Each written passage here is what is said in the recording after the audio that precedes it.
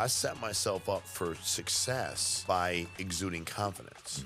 It's confident to get out of the car door like, hey man, like I'm in charge. It's confident to be like, hey, throw a wave to the house like I see you. And if they're in there, and to walk up and not knock on the door like this. Yeah. To knock on the door.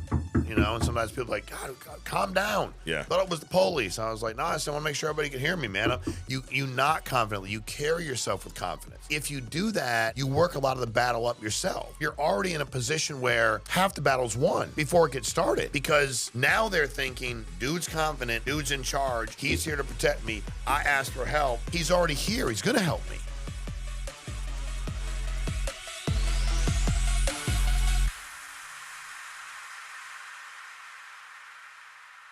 All right, welcome to the next level. Got a special guest with me here in the studio today, President of FFL, Shawn Meaike. What's up, Mike? What's up, bro? How we doing? I'm doing great, bro. I'm here with you. How can I not be doing good? I appreciate you coming up all the way just to do this, dude. You call me for T&L, bro. I'll be there whenever you want, dude. Love it, love it. Well, I want to get into, before we do that, like, subscribe, comment, drop us some questions for next week's episode.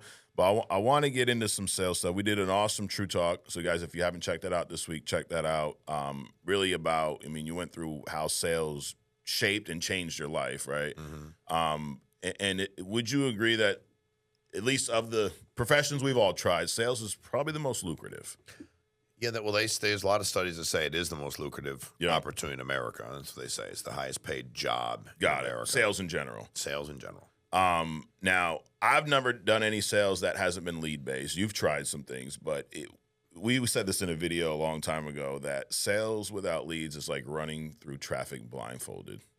Yes, we were going to try to do a video like that, but we figured that was a bad idea. Yeah. But yes, that's a very, very fair analogy. Got it. The thing at least that attracted me to sales when I first met you was the idea that I'm going to sit down with a client, help them out with something, and then get paid in the amount you got paid for that interaction, and you helped the client. Like, that was big too. I never wanted to, sell vacuums or Tupperware or things that didn't impact your life, or bait and switch where, hey, get this, safety kit, and then I'm trying to stuff insurance. I love that it was direct and straightforward, but also the fact that you were improving somebody's situation. But it also was very lucrative, which is important, right? Because at the end of the day, I was doing this to provide for my family. So were you. If the money wasn't coming in, what's the point? But sales is something. Would you say you have to have any type of education, any background to be successful in sales? No, because I've seen so many people that have no background, have some background, have different backgrounds. I don't think sales has any criteria. Yeah. Whether it's educational, experiential, ability. I don't. There is nothing that you can say. People that have done this do well. People that have not done this don't do well. Got it. There's no correlation in any of that. Okay. That being said, what are some traits or what are some things where, whether it's coachability, accountability, where you go, you don't need to have experience, but I'm looking for these things that you're going to need, or some skills you're going to need to learn to be successful in sales? Well, it's like anything you do in life, right? Like, you're a parent. You know, if you approached parenting with complete fear, your kids would never respect you. Right. And then you'd never, ever really be able to parent them, because they'd be like, man, he doesn't seem to know what he's doing. He's kind of like, he's cautious about everything. He's afraid. Is he really the guy that, I don't know. Even though we're little, like, are we going to follow that dude? You know what I mean? I think in sales, this is only lead-based sales. So if you're in, again, you're cold knocking, cold calling, quit and get lead-based sales. I don't have any advice for you other than that, because it's bad return on your investment. Lead-based sales, you have to be able to understand psychologically what people are thinking, right? What's the client thinking? Thinking, I sent you something, I respond to something and send it to somebody I don't know, and that person's going to call me. Okay, what am I looking for when that person calls me? Well, probably somebody that is confident, somebody that is going to take control of the situation. Everybody, I've heard this 1,000 times from people. I don't care if I just want my doctor to be qualified. I don't know if he's got to have great bedside manner. He's got to be my friend. He's going to talk to me. But if my mom goes to the doctor, do I want a doctor that's a really good cardiologist or a really funny guy? Really good cardiologist. Right. I don't even care if he talks to me. Be just like, this happened, that happened, this happened, we're doing this. Got it. Yep. I don't need him to go, how you doing? How's it been? How's the weather? And I think there's too many people that get into sales and they're so busy trying to make friends instead of make a difference. And it's hard to make a difference when you're only trying to make friends. So it's kind of like I was trying to make a difference. Yeah. My job is call you up and give you what you asked me for. You know, you fill out a form, you want life insurance, everybody's going to die. Boom, I called. Here I am. What's up? Right. And I think that we need more people to understand that. And if you're not going to be that presumptive and you don't take control, the client has to take control. It's like when I worked at the state of Connecticut, when you got a 4 or 5 or 6 or 7, 8-year-old kid, they weren't born to be a bad kid, dude. They just have no structure. Right. So I mean, you get to be older, I get it, different program, but it's like, dude, he's 6. Like he's off the wall because there ain't no wall at home. Like you don't tell him to do anything. Like so people are going to act out. So I think you have to be presumptive. I do think you have to be confident. I do think you have to be direct, and I do think you have to be in charge. None of those are talent-based. What you can do is watch people that are good at it and watch what they do. It's the greatest duplicator ever. It's like, okay, what is he doing? He's doing this. Shit, I would do what he's doing. Right. When we first started this deal, dude, I'll never forget, there was a dude named Russ who was like #1 producer. I was like, where is the dude Russ? Yeah. Like, he's #1 producer. Where's the dude at? Then I was like, oh, he's training. What time he's training at? He's training. Okay, cool. Let me get in. And I'm about it, bro. I'm like, well, okay. And then I'm like, okay, when he said that. And then I was like, he didn't really tell us a lot on the stage. Let me see if I can ask him some questions. Hey, Russ, when they say this, what do you say? Like, I was about getting the information. I was very, very open to, I don't know what I'm doing yet. You know what you're doing. Talk to me. Right. Like, how can you get me to be better at this? I was very into that. So I think that those are things I look for. Like, will you grow? You know, because there's a guy told me forever ago. He's like, here's the client, here's the agent. The client's comfortable sitting there at the dining room table, BSing about nothing. Agent's comfortable sitting at the other end of the dining room table, BSing about nothing. And nothing changes till they start to get uncomfortable. Well, it's the agent's job to get the client to be uncomfortable. Start asking questions like, when you die, what happens? Right. What happens to your wife if you drop dead tomorrow? Can she afford this house? Like, that's their job. And if you don't do that and the client remains here, you remain there, you can't make a sale. Right. So the bottom line is it's not talent. It's not like you're born with some business acumen. It's, are you willing to challenge are you willing to challenge yourself first and foremost? And then when you're willing to get uncomfortable, it's hard for people to get you uncomfortable because you're already uncomfortable. We used to always joke about the 8 Mile M&M deal. Like, yo, here's my deal. Here's where I'm from. Here's what's happening. Like, what now? And they're like, well, damn, there ain't nothing else to say. He just told us all this stuff to say about him. I'm kind of the same way, dude. Like, it is what it is. You know what I mean? I'm going to do the best I can. They ask me questions about where I'm from. I'm going to answer them. You know, I'm not going to pretend that something did or did. I'm just going to be open with them, and it takes away a lot of their – it's hard for them to, you know, to start thinking, this guy's trying to sell me something. No, I'm trying to make a difference and do my job. And I think that I learned that by watching, and I didn't have any sales background at all, but I was going to be a great student. I think all those things can make you great at this business. It's funny, I do these podcasts now, and every once in a while I get a question like, you know, oh, you were director Shawn. What was the sales training like? I'm like, you don't understand. It wasn't like, hey, here's the rebuttal for this, and here's how you do this. Your first lesson to me was attitude, activity. Right. You control those two. Those are the only two elements in this business that you control. And a lot's changed since we started. We were going out to people's homes, writing paper apps. We get paid 2 weeks later, possibly. Now these guys are calling from their home, making a sale on the phone, protecting their client, getting paid the next day. But those two pieces, those two elements have not changed. Dude, my dad, and I didn't see him a lot when I was a kid, but when I did, he lived Crystal Ave, okay? He lived Lower Jefferson Ave. Would you consider those great areas? Not at all. Not at all. No. My father did not, when I was 7, 8, 9, 10, teach me how to be a great fighter. He taught me to carry myself in a way that other kids my own age wouldn't want to mess with me. He didn't teach me and go, man, put your, you know, get the gloves, or let me just whack you around a little bit. Let me teach yourself. He didn't. His deal was, here's how you keep your head on straight. Here's what you do when somebody makes eye contact with you. Look them square in the eyes, so they know you're not like, you ain't going nowhere. Have no fear, and just keep. That's what he taught me. And again, he wasn't. I don't think he was trying to teach me any. He just wanted me to go to the store, get his orange juice and his paper, and not have somebody steal my $5. Fair. You know what I mean? I don't think he was very. I think he was pretty self-serving. Like, I don't want to get out of bed. You're going to do it, and I don't want to lose my $5. Right. But in business, That's the program, dude, right? Why am I going to teach you to have all these amazing rebuttals? And I'll teach you what to say when they say something. But why don't I just teach you to carry yourself in a way where they don't want to give you all these rebuttals? Why don't I teach you to carry yourself in a way where you eliminate a lot of those objections with your presentation from the beginning? What if I teach you how to handle your first 30 seconds on the phone and your first we were in home at the time, your first minute or two in interaction with the people? Like, what if I'm so bold in what I do that you're like, man, I'm uncomfortable doing this. This fool's doing this. And that's why I would share the stories I share, which you've been in the field with me, so you know it's true. Right. You've been there. Like, people like, he said that. He said everything I say in the trade, I said. I said it to people on the phone. I said it when I was in the home. And the reality was I wanted to get so far out of everybody's comfort zone that it made everybody comfortable. Because they're like, if he was just trying to make $1, he wouldn't be this unbelievably comfortable. He's not unbelievably comfortable. He's just trying to make a difference in our lives. He has plenty of leads. He has great activity. Because if your activity is great, it's easy for your attitude to be great. And also, like, once your attitude's bad, dude, you die in this business anyway. It's a self-fulfilling prophecy. You'll talk yourself into failure. Right. 100%. Absolutely. You know, so I was huge on attitude and activity because it saves everything. And then the other stuff, I'll teach you in pieces, but I need to teach you at your core. You can be successful at this, and I want you to carry yourself in a way where, because again, I mean, I brought my kids to karate when they were young, and I remember one of the good instructors, we had some who weren't so good. He's like, this isn't like something I'm paraphrasing, but it wasn't something he was teaching so he can teach. Like, this is your last resort.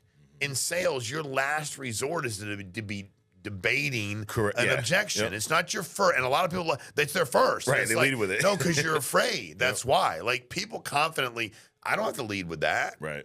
Like, I ain't trying to bother nobody today, bro. I'm just trying to go out in my car and get a Diet Mountain Dew. But come on my shit, we got a problem. Like, I'm not trying to bother you, though. Right. You know, so I think, but a lot of people, and then they get so emotional. They get so, the client gets them up here. And it's like, dude, he just had a few questions for you. Or maybe he was just evaluating how sincere you were or your confidence level. Or maybe he's having a bad day. He's trying to mess with you. But what he's trying to figure out is, can I rely on you to do what you say you're going to do? And if you crack because I said a couple things you don't like, right?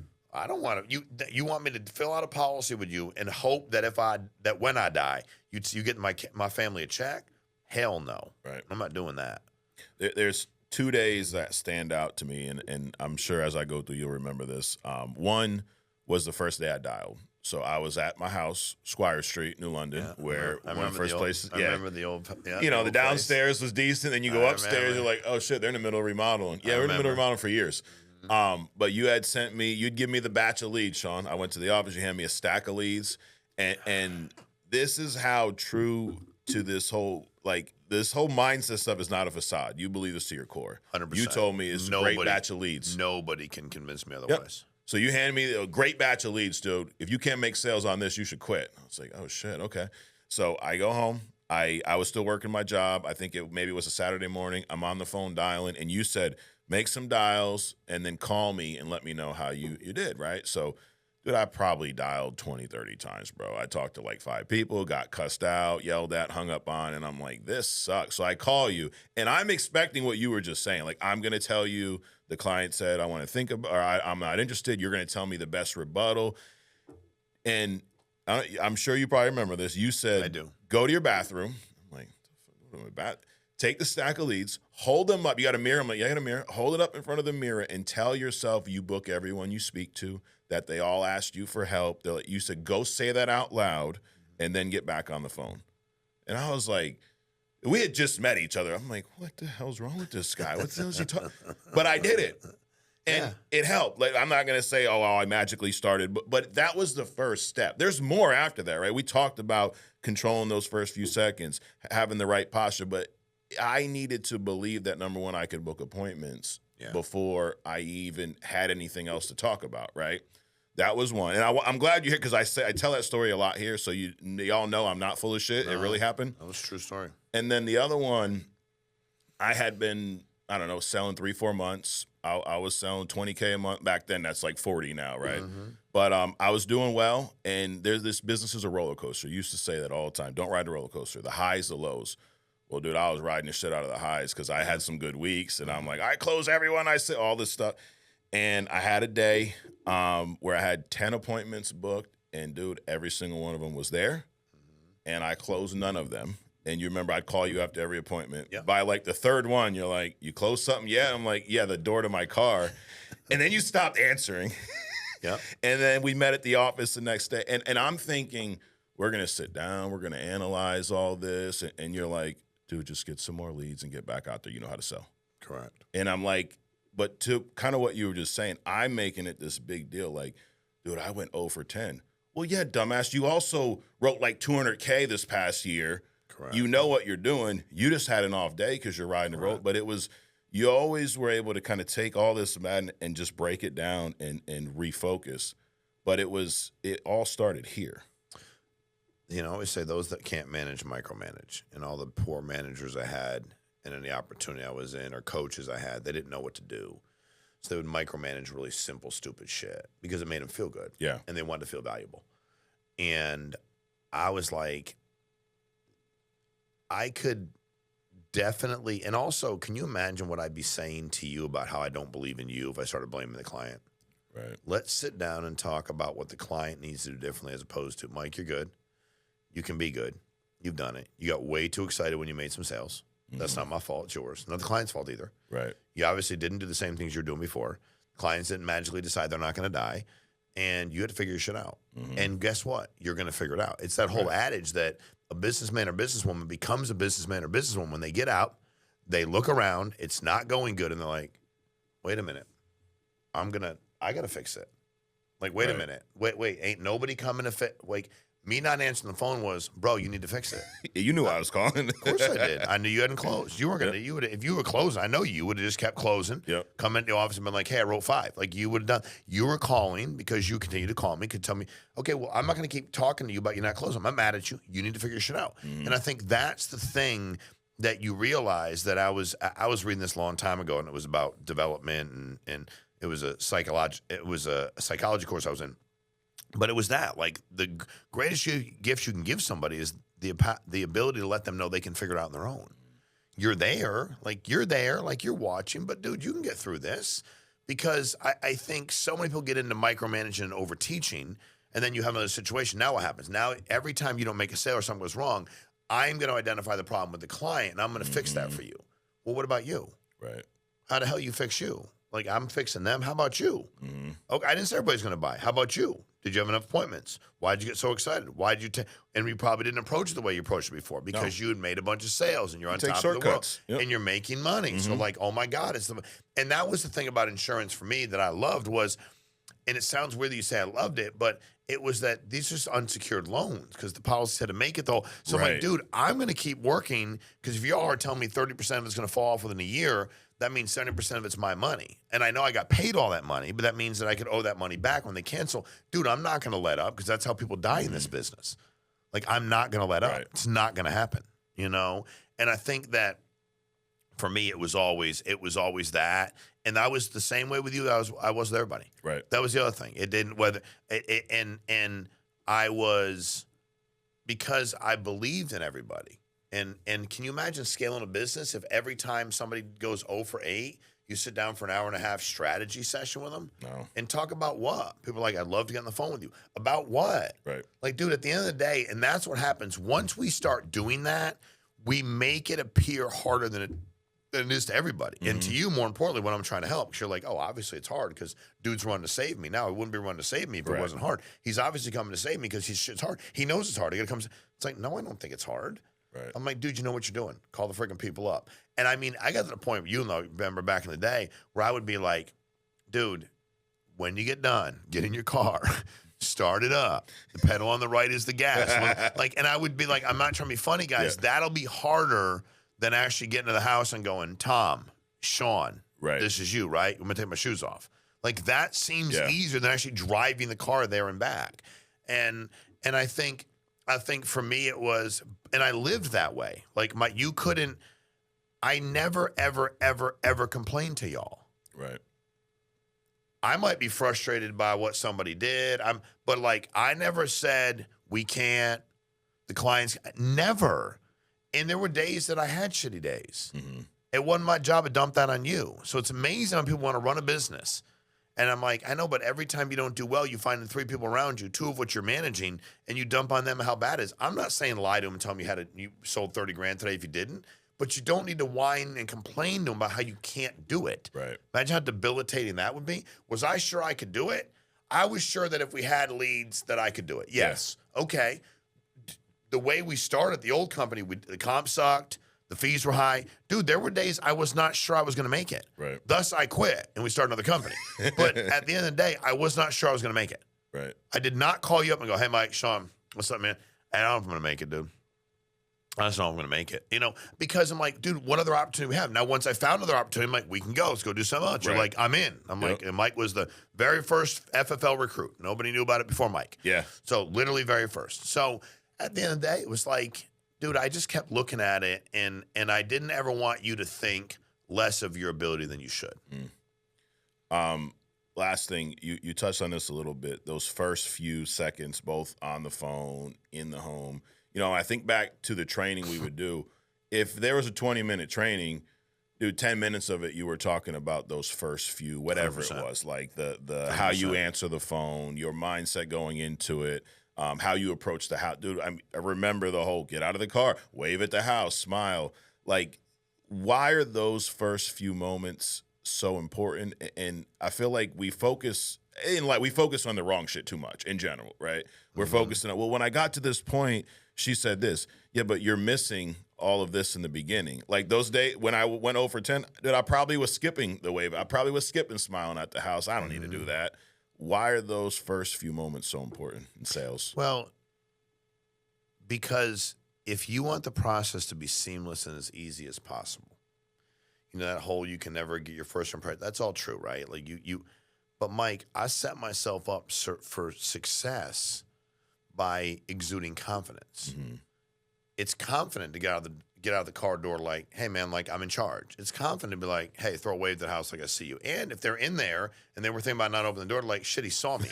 Right. So it kind of screws them up there, too. You're like, hey, what's up? And they're like, dude, how's this guy see me? I'm hiding behind the couch. And then it's like, and to walk up and not knock on the door like this. Yeah. To knock on the door. And sometimes people are like, God, calm down. Yeah. Thought it was the police. I was like, no, I just want to make sure everybody can hear me, man. You knock confidently. You carry yourself with confidence. And I think that if you do that, you work a lot of the battle up yourself. Right. Does that make sense? Yeah. So, like, you're already in a position where now half the battle's won before it gets started. Because now they're thinking, dude's confident, dude's in charge, he's here to protect me, I asked for help. Like, he's already here, he's going to help me. As opposed to you go, like, limping in there without confidence, you're set up to fail. Right. And now what I got to teach you is so much harder. Like on the phone, it's so simple. And I'll still to this day, people want, I'm like, okay, I always say it to you. You won't do it, but I'm going to tell you what to do. All right, can I speak to Mr. Sizer as opposed to Mike? The magic of having 10, 15, 20 seconds of you thinking you know me and you just continuing to drop why would you be defensive? You think you know me. You're thinking, hell, why don't I know him? Hey, man, it's Shawn. I'm getting back to you, bro. You still think you know me. What is it? You're like, yeah, man, what's up? I'm like, hey, I'm getting back to you from. Now you're still like from, but he's getting back to me. He said my name. He didn't say Mr. He's not a telemarketer. I think I know him. Boom, I'm verifying. But now I have a lot of grace built up with you. Right. So even though I'm like, yeah, now I got this form here, your guard's down.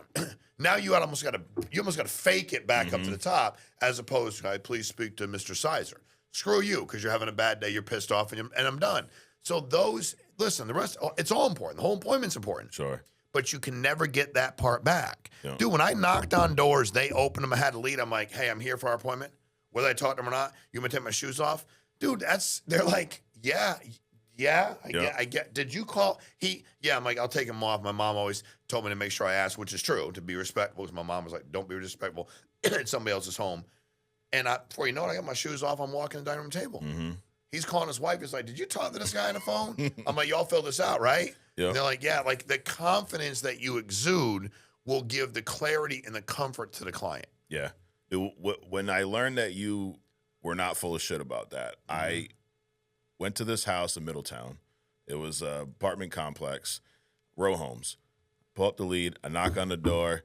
I do exactly that. Hey, I'm here for our appointment. Lady's looking at it. We sit down. We're at her kitchen table. we're talking. I slide everything I've been taught, right? I slide the lead. So when you filled this out, what were you thinking? She looks at it and goes, that's not me. I'm like, I'm thinking she just give me. I'm like, what are you talking about? That's not me. I'm like, she's like, that's my neighbor. And I'm like, okay, well, you're probably going to get one of these anyways. 100%. Dude, I sold her policy. I'm like, holy shit. It is all this. Because if I walked in there like, excuse me, ma'am, is this you?